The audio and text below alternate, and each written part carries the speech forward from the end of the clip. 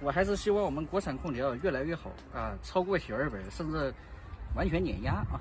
大家好，我就是空调界里边最帅的男人，我叫空调小哥。今天我们去收一台空调啊，顾客说用了接近20年了，然后去年用的好好的，今年突然一下子不行了。他说你们来收的时候要注意点，他这个空调整个烂掉了，让我带上像网罩一样。我说没有网罩，等会儿我们去看看这空调到底有多烂啊！这台古老的春兰啊，有20年左右了。你看小哥正在把它拆掉，等会儿咱换一些，要小心点。为啥危险？底全烂掉了，是吧？我看一下。你这不相信？底全烂掉了，看。要小心点，别压缩机掉了。我一拿这上，我一拿这整个盖子直接与这个电机和那个压缩机整个脱离了，是吧？那要小心点啊。哎，想个办法呢，不想个办法，等会儿给它捧大闸蟹一样把它捧起来。春兰不知道好的坏的，开一下吧，开一下。炸了，哦，坏了，压缩机没启动，多数应该是发财有问题，直接放。你看它这个，看没？底和这个壳子已经完全脱离了，看啊，我都怕等会儿压缩机掉出来。几年的04年7月份制造日期。19年了。19年多了，现在才11月份了。哦。那这大哥也是个有钱人，这20年前这家伙人家用空调，咱连风扇都没有。那倒是。19年前你在哪里呢？19年前我才10岁，在上学。把这管子给它全撇了，不要了，报废的。小意思，我关键是现在我在想这个外接怎么拿进去，老胡啊。这外接你看脱离了，老胡，哎，老胡你看我这一掰，我这个底座和这个直接脱离了，你看这空调实在是没办法啊，这个壳子和压缩机整个就脱离了，就它的底座已经全部烂掉了，你没有办法拿进去，这是个难题。这啥情况？不行就，哎呀，给它绑起来。不是竖起来，只能竖起来了。竖起来。你看，底烂掉了。哎，慢点，压缩机掉了。要掉了。哎呀，我的天呐！我的妈，底整个烂掉了，你看。妈呀！我的天老爷啊！上次咋不是拆了一台也是啊？稻田啊？啥还稻田啊？稻花香呢？上次有啥？不是唱那个稻田吗？哎呦我的天！这空调整的，反过来吧，只能把它这样反过来的啊，反过来。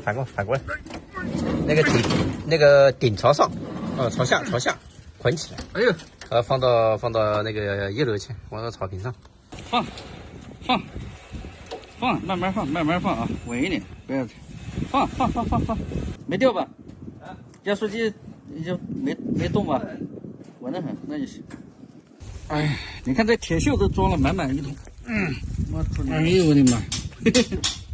小哥，你这啥意思呢？空调拿下了啊，一张把它拿下来，重点给你们看一下啊。哎，小心点。万度碎，看。要掉了。啊？要掉了。没掉。马上要掉了，你别动。啊？没掉。要掉了，来，压缩机那个要掉了，拿不下来，这样只能反过来，要底朝天。在我的印象里，我们收的10几20年的空调，有极少数能成为这样的。你像咱前段时间收的那个啥，华菱还是啥玩意的，不也17、18年了？你看它这个19年啊，19年你看烂成啥样啊？这就是说明啊，我们当年的这个工艺啊，确实不太行。咱有一说一，确实不太行。你看那个小日本的，你看10几20年，它虽然生锈，但是没有整个腐烂。这个呢，你看我们刚才看到那个环境也还好，那个台子也没有积水。这个当年的防锈防腐做的不太好，确实啊，咱有一说一，承认人家强的时候，确实他强。但是现在啊，换在现在的时代，格力、美的、海尔这些就不会出现这种情况，确实还比较少。所以这老空调啊，也是得出了一些经验啊，得出了我们10几20年前确实这个技术要落后一点。哎，就不知道这压缩机是啥牌的。其实我挺想看看它压缩机啥牌，但是呢，它这个螺丝全部铆掉了，下不了了，没招。练骡子啊，下不了呢。那螺丝都全部都铆掉了的，铁皮都烂。回家练骡子来啊！回家练骡子报废吧，只能报废，对没招。好，风扇电机都直接都跑偏了，都没有了。马上就要掉了，是吧？全部烂掉，这什么？装车吧，开路回家报废吧。还有什么要补充一下？没啥报废呀，我还是希望我们国产空调越来越好啊，超过小200，甚至完全碾压啊。这是实话，一定的，必须，肯定的。空调呢，我们就拉走了啊，然后一张收的啊。因为这个空调啊，其实它好应该是好的，换个发财应该是问题不大，因为它去年还在用啊，所以它去年用，然后制热它感觉不行，结果一看，哎算了，等这么老了就卖掉。然后至于他买什么牌子呢，其实我们也不好给他太多的建议啊，就说了，国产首选格力、美的就 OK 了。行吧，本期视频就到这里啊，喜欢的记得点个关注，我们下一期再见啊，国产加油！